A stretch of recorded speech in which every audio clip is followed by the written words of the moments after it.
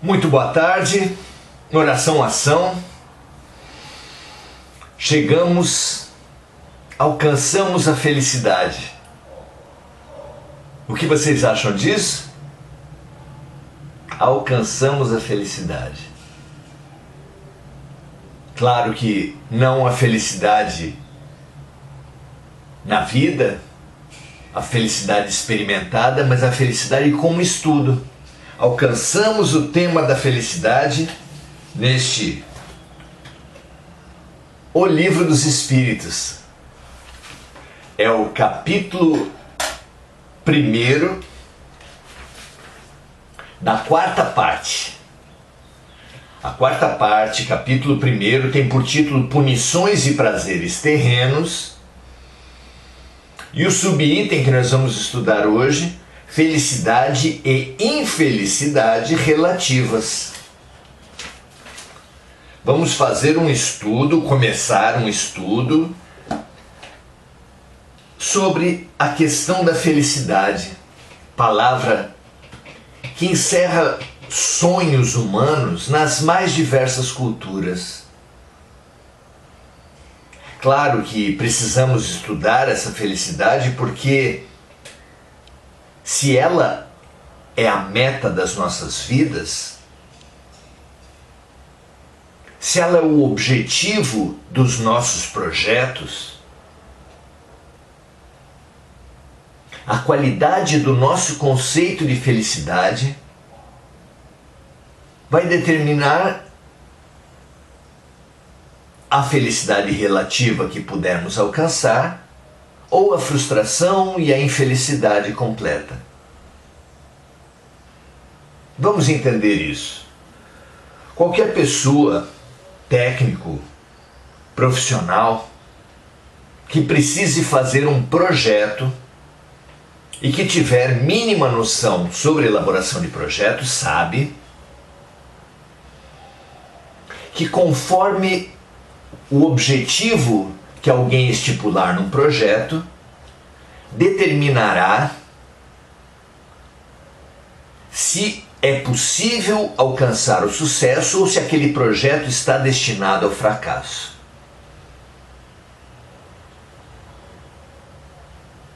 É o objetivo e, consequentemente, as metas que dele decorrem que determinam o nosso sucesso ou fracasso.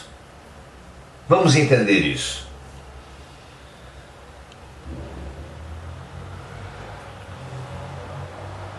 Os setores de vendas já têm por certo um procedimento que é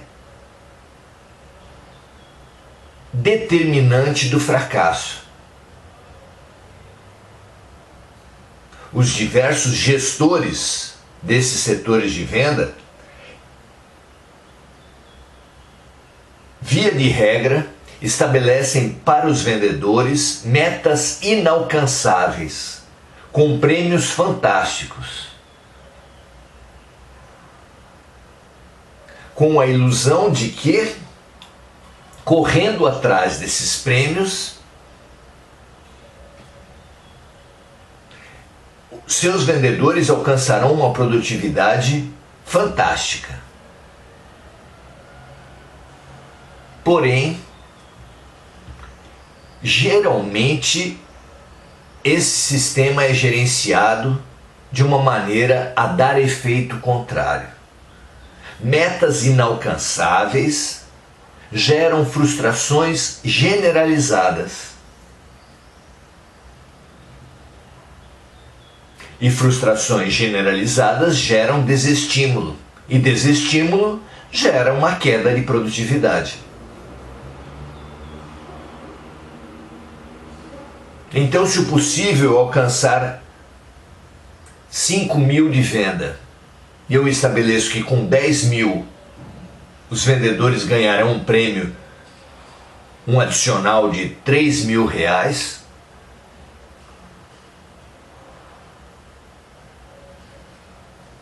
mas esses 10.000 de meta sejam completamente inalcançáveis,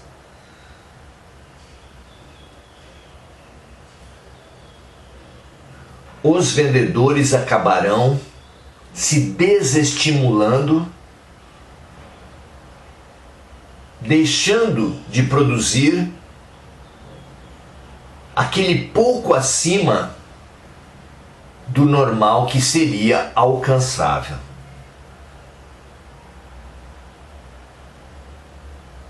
Da mesma forma, um professor que estabelecer um padrão de aprendizado acima da capacidade de todos os alunos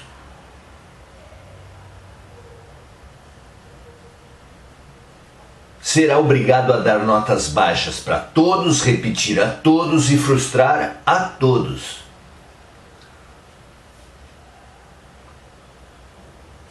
Pais e mães super exigentes também geram essas frustrações. E mesmo que os pais não sejam exigentes, mas se os filhos tiverem nos pais metas inalcançáveis, só poderão restar frustrados. Deve ser terrível ser filho do Pelé, filho da Xuxa, filho das grandes celebridades. Vi hoje uma entrevista da Fernanda Torres, atriz,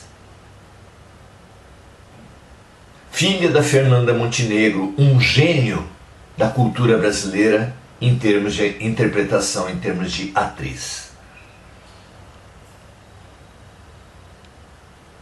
Ela mesma relata ter buscado diversas áreas, entre as quais a literatura, onde ela tem se destacado, em decorrência da dificuldade que é ser filha de uma gênia, de um gênio da cultura. Ela diz que num primeiro momento ela se impunha a obrigação de ser uma continuadora do trabalho da mãe, de estar ao mesmo nível, mas que aos poucos ela percebeu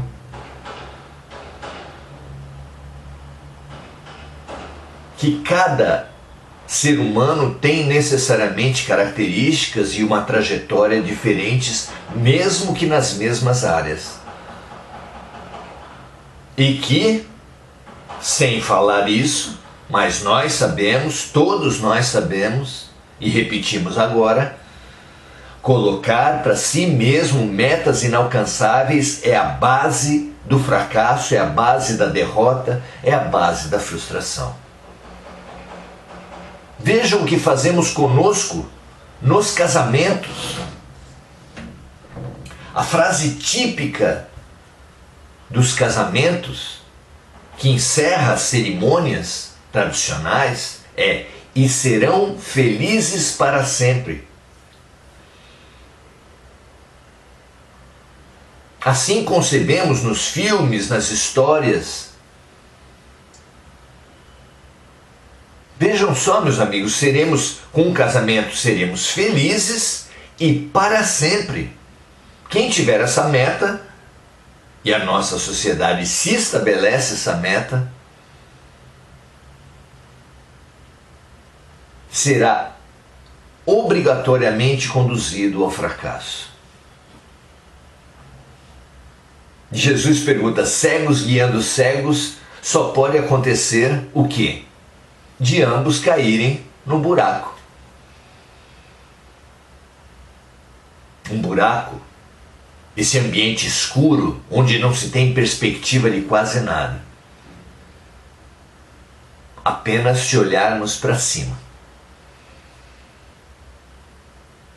É bem esse o momento em que vivemos, de tanto nos colocar metas inalcançáveis. O consumo, o materialismo, são formas de viver que nos colocam metas inalcançáveis. Assim que nós conseguimos alcançar o último tipo do celular, do carro, é lançado outro, e outro, e outro, e outro.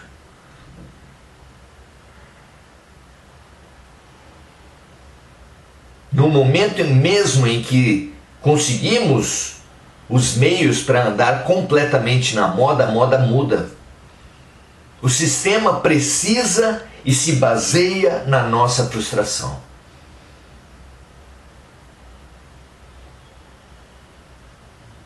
Se o sistema se baseia na nossa transformação, na nossa frustração, se todos ficássemos satisfeitos, a sociedade de consumo pararia, entraria em colapso. E se, como sabe bem a ciência do comportamento, o meio determina a mente, a personalidade, a pergunta é: haverá felicidade possível?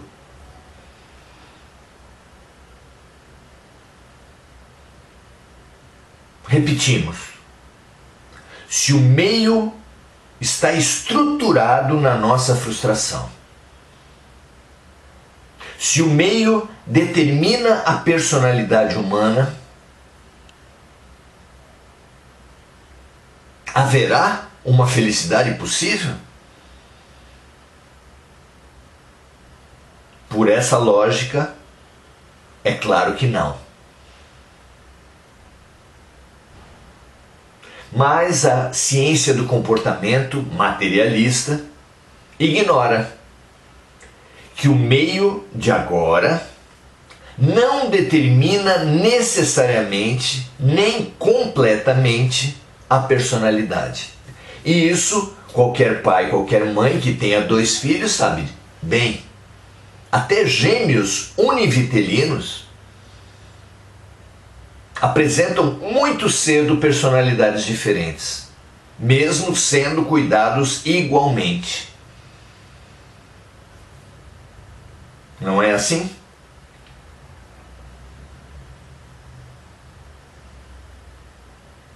Então, é fato que a sociedade de consumo implanta, programa a nossa frustração. Mas não é fato que tenhamos que absorver esses valores, que tenhamos como caminho obrigatório aceitar e vivenciar a programação materialista que nos induz e conduz à frustração. Sequer é verdade que o meio determina a personalidade, determina a mente. Nós trazemos para a Terra uma mentalidade, uma personalidade pré-existente, que é muito influenciada pelo meio. Caso a caso, vai ser de uma forma ou de outra. Mas há pessoas que vivem em famílias de alcoólicos e os filhos desses pais alcoolistas se tornam também alcoolistas. Filhos de pais violentos se tornam também violentos. Mas há muitos casos de filhos de pais alcoolistas que se tornam completamente avessos à ingestão de álcool, filhos de pais agressivos que se tornam horrorizados de qualquer forma de agressividade contra crianças. Por que a diferença? Porque a mente transcende, é influenciada pelo meio, mas transcende o meio como determinação. Há uma influência, mas cada um tem elementos, ainda nessa vida, mas trazidos também de vidas passadas, que nos darão condições de resistir e de não reproduzir as tristezas que sofremos. Espiritualmente, os espíritos revelam Ninguém veio determinado a sofrer, a cometer violências, muito menos a reproduzir os erros dos pais. Vivemos num hospital perfeito, vivemos numa escola perfeita em que cada lição e a intensidade e o momento de cada lição e a forma como nos é passada, tudo é perfeito para o nosso aprendizado. Se esse aprendizado não se realiza, e muitas vezes não se realiza porque Deus nos ama em liberdade, o amor perfeito só pode amar em liberdade.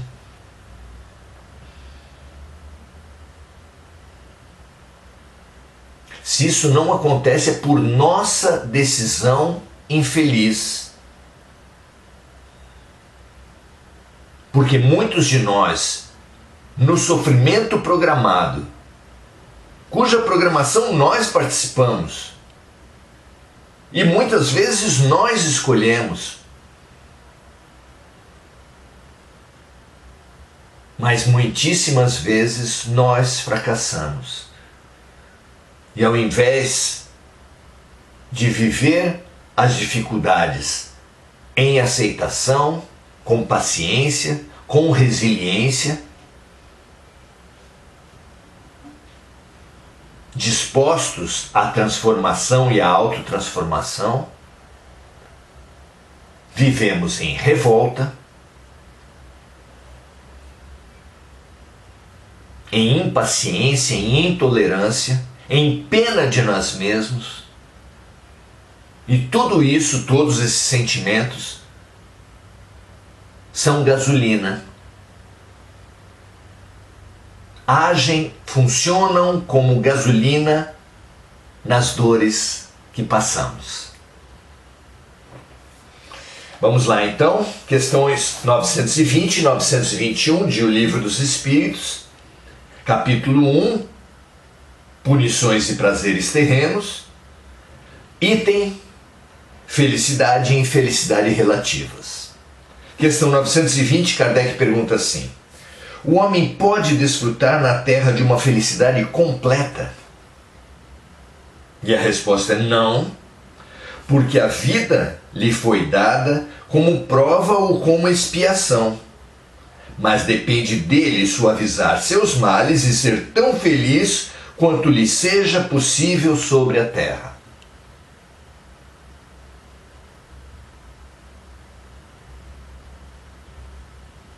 Então uma felicidade completa não é possível, mas ele pode ser tão feliz quanto lhe seja possível sobre a Terra. Vamos explorar isso depois. Vamos à questão 921. Compreende-se que o homem será feliz na Terra quanto a humanidade estiver transformada. Mas enquanto isso não acontece, ele não pode desfrutar de uma felicidade relativa? O homem é quase sempre, dizem os espíritos, o responsável por sua própria infelicidade. Praticando a lei de Deus, ele pode evitar muitos males e desfrutar de uma felicidade tão grande quanto lhe permita a sua existência inferior.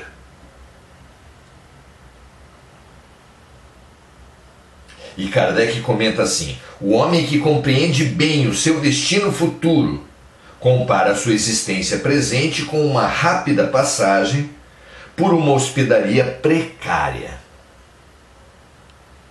Assim, ele se consola facilmente com alguns aborrecimentos passageiros de uma viagem que deve conduzi-lo a uma posição tanto melhor, quanto melhor tenha se preparado para realizá-la.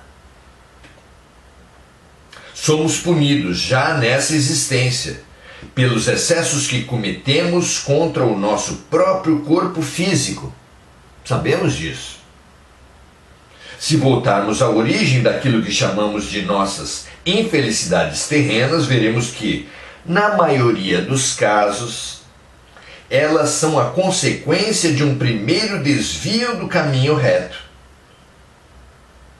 Em virtude desse desvio inicial, entramos no mau caminho e por continuarmos nele, caímos em desgraça.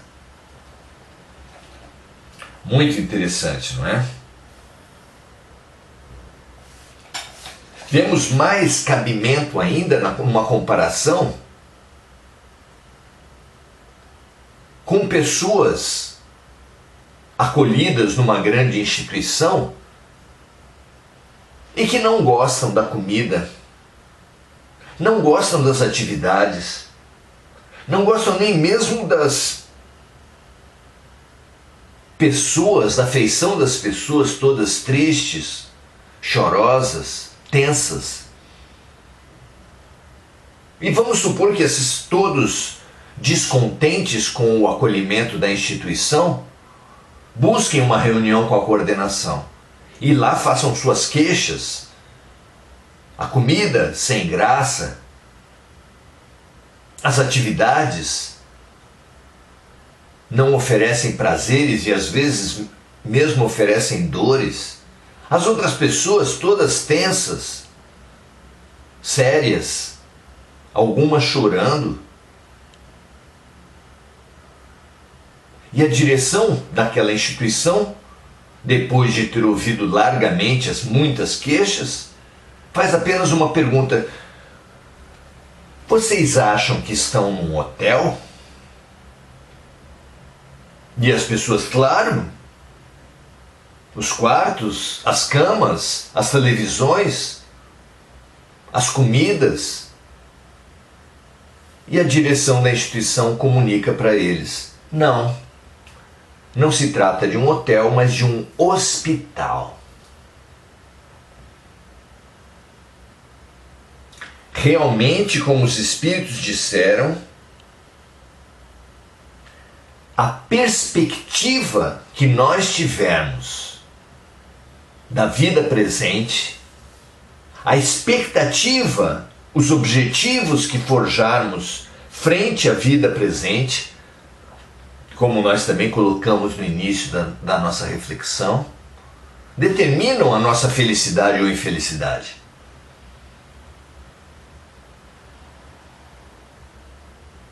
Podemos dizer mesmo que a diferença de um hotel para um hospital é simplesmente que tudo num hotel é feito para agradar os seus desejos e tudo que é feito no hospital é feito para atender às suas necessidades.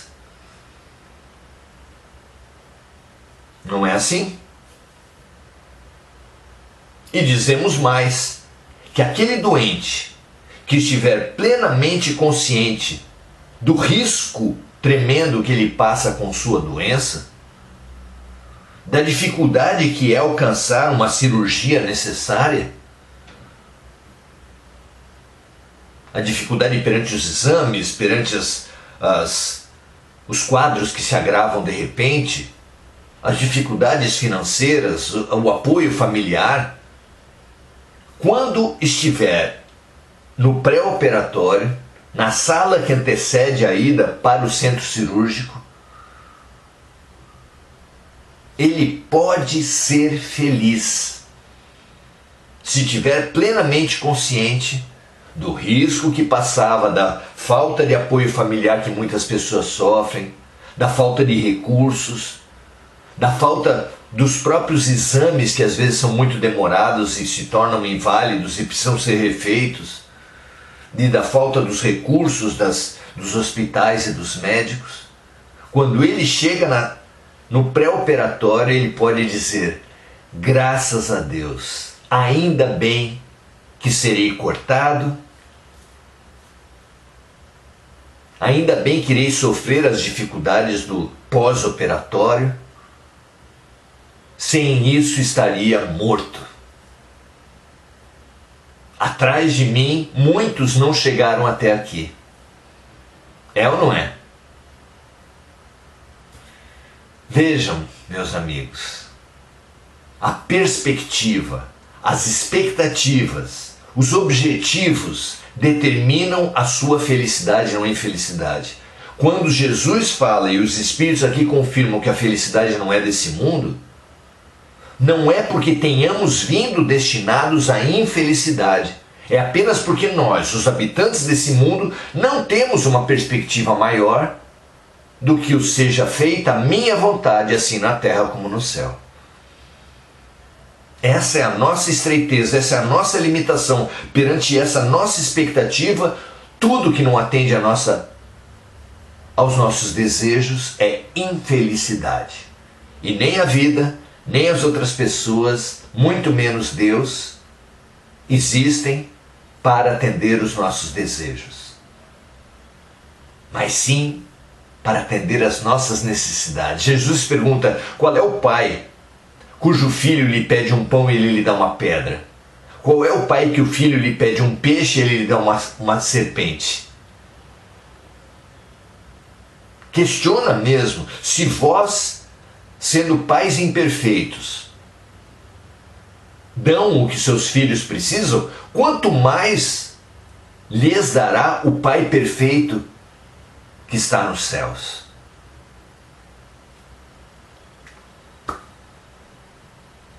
Que necessária essa compreensão, essa fé raciocinada, esse entendimento, essa programação ampla e profunda das dores. Viveremos dores maiores, já vivemos dores grandes, no nível individual e no nível coletivo. E para superá-las, para bem enfrentá-las, para aprender com elas, para nos curar com elas, é preciso essa expectativa mais ampla, essa compreensão mais ampla. Veja se isso lhe serve. Na minha opinião, certamente será a ferramenta imprescindível para os próximos tempos que viveremos. Veja lá. E vamos nos saudar aqui nos comentários. Marco Aurélio Trindade: o mundo é um moinho, vai triturar seus sonhos tão mesquinhos, como diria Cartola. Uma sabedoria muito grande. Deus nem sempre atende os nossos desejos, frequentemente tritura os nossos desejos, mas sempre atenderá às nossas necessidades. Adelaide Dias, boa noite. Avelino Carvalho, Andréa Santos, muito boa noite. Angélica Sayonara: como é difícil para nós entendermos a finitude da vida. A finitude, o sentido e a atitude nossa, porque toda cura exige, antes de tudo, autocura. Sem participação nossa, nada acontece. O próprio Jesus, o maior médico que já passou na Terra, quando curava, dizia: a tua fé te salvou. Não é? Muito bem. Mônica Silva, lembrando de amigos encarnados e desencarnados, vibrando pela paz mundial, vibrando pelas vítimas dos desastres climáticos, e nós estendemos essas vibrações também para todos aqueles que estão nos corações e mentes de todos que participam ao vivo e nas gravações. Enir Cajazeira, Mônica Silva, Lúcia Galvão e Angélica Sayonara dando o seu boa noite. Saudemo-nos, irmanemo-nos, abracemo-nos, confraternizemo-nos. Confraternizar, literalmente, é fazermos-nos irmãos uns aos outros. Muito prazer de estarmos juntos, muito felizes por estarmos juntos. Amanhã continuaremos nosso estudo sobre felicidade. Não, hoje é sábado. Amanhã teremos o estudo entre o Pequeno e o Grande Príncipe. Na semana que vem, toda ela, faremos nosso estudo sobre felicidade. Venha conosco. Felicidade, a concepção de felicidade é uma programação mental, é uma crença mental que determina a sua felicidade ou a sua infelicidade. Assim como a expectativa de inflação faz com que os agentes econômicos aumentem seus preços, gerando inflação, a expectativa de uma felicidade inalcançável gera necessariamente uma frustração e uma infelicidade. Reprogramemos nossas mentes. com base numa visão ampla e universal e espiritual. E certamente avançaremos muito na felicidade que nos é possível já. Sigamos juntos. Um prazer estarmos juntos. Amanhã, entre o Pequeno e o Grande Príncipe, e na semana aprofundaremos nosso estudo. Paz e bem, ótimo final de sábado para todos vocês.